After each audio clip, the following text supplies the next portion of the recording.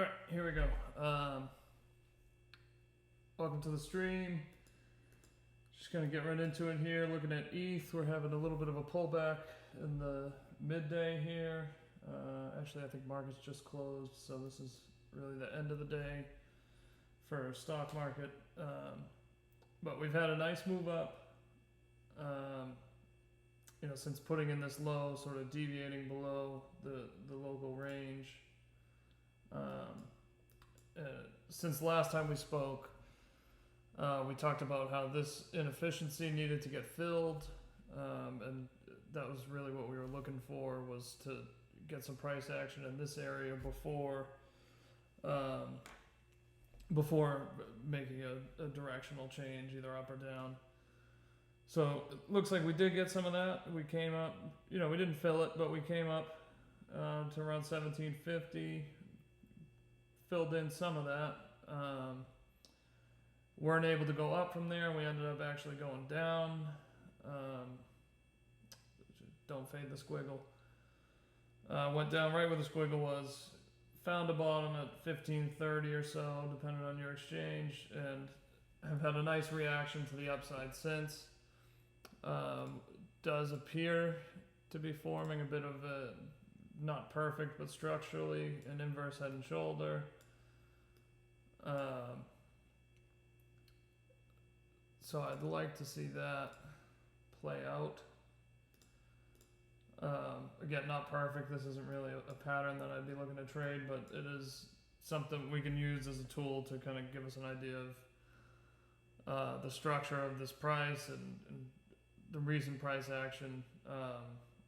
We ranged, we deviated below, we came back up into the previous range, and we've got decent bullish market structure. I would like to see us get above this 200 EMA, and then I think things could really start to happen for us. But I'm not overly bearish right now. Of course, if we fall below, let's call this the range. I'd like to stay above 1609. Worst case, if we came down, we've got an untapped OB down here. Bear with me. We've got this that we could tap into. Should be some good demand in there. If we were to come down, I think we could bounce from there. But again, not ideal. That wouldn't really be a sign of strength, but still something to look out for. I would prefer to see this just continue to grind up, put in a low here. Let this area fill in as these EMAs, the faster ones, come up into the 200. Get a crossover and move up from there would be my ideal. But yeah, let's take a look at Bitcoin. Again, we got a much better sort of gap fill here of this inefficiency. Filled nearly 80% of it, I'd say. And then similar, came down, chopped again sideways, not necessarily in the same range, but basically, let's call this sideways. Deviated below, took out these lows, and bolted right back up. So again, at this point, I think it's late for long. This was your signal to long if you caught it last week. On this low here, sort of the reclaim, or if you were being aggressive, you would have longed just in this green candle as it came back up. But so actually on Bitcoin, we do have this EMA crossing over now. So ETH's lagging a bit on that. So I'd like to see this continue. If structurally, I just want to see it stay above that last wick down. If we can do that and just continue some bullish price action here, I think there's a good chance we can get up to that 28 28.5 area, and maybe beyond that, but at least that I would say for now.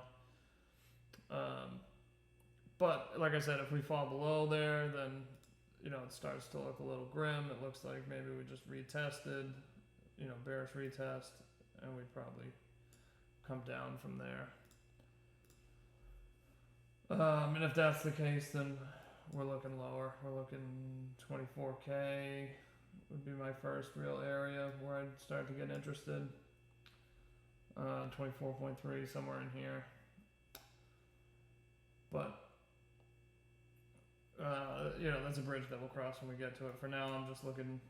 I want this area to hold. Let's stay. Let these EMA ribbons act as support. Let's keep the structure positive, bullish market structure, and get above here and put in some new local highs. So that's pretty much my thoughts on Bitcoin ETH. We'll talk more about that when we get into the chat. MC, I gotta give a little honorable mention here. Again, it's been really strong the last, since it found its bottom in June.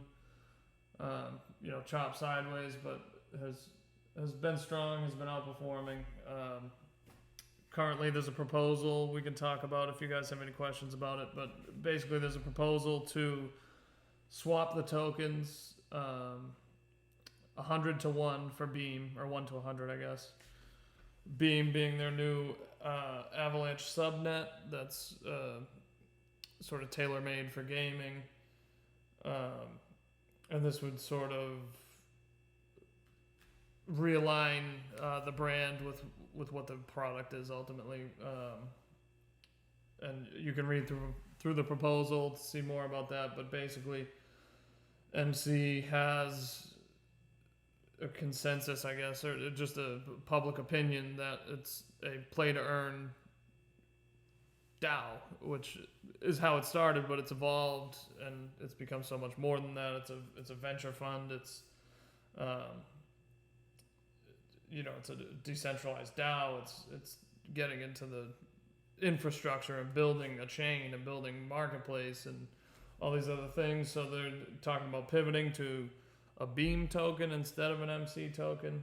And again, that's 100 to 1. So if you had one MC, you would swap that and trade it in for 100 Beam tokens, which also plays to the unit bias we've seen in previous cycles, that retail is going to go for the low price token, the 0.002s. The more tokens they can get, the better.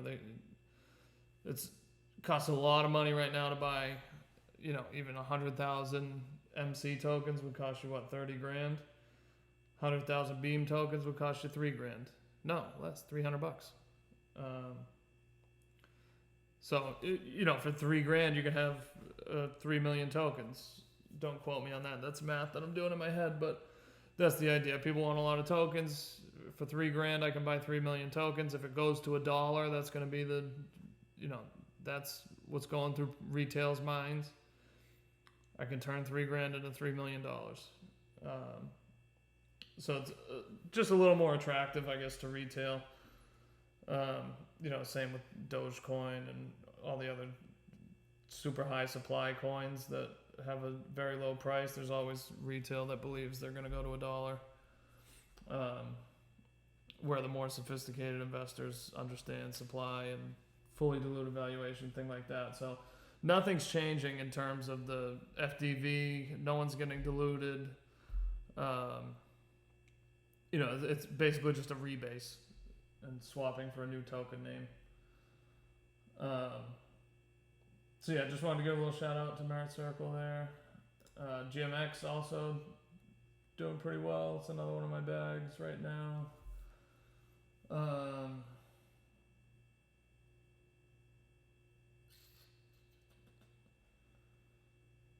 I don't know if there's anything else really worthy of looking at. Link's been on my mind. Okay, Link popped up. Link, I think, is going to be a safe bet for the next cycle. I think it'll always perform probably not going to outperform everything else, but I think it's something that's worth having a bag of. So we'll keep monitoring this. Yeah, I guess that's it for the review. I'll stop this here, jump in the chat, see what's going on with the boys. All right, thanks. Come back next week. Bye.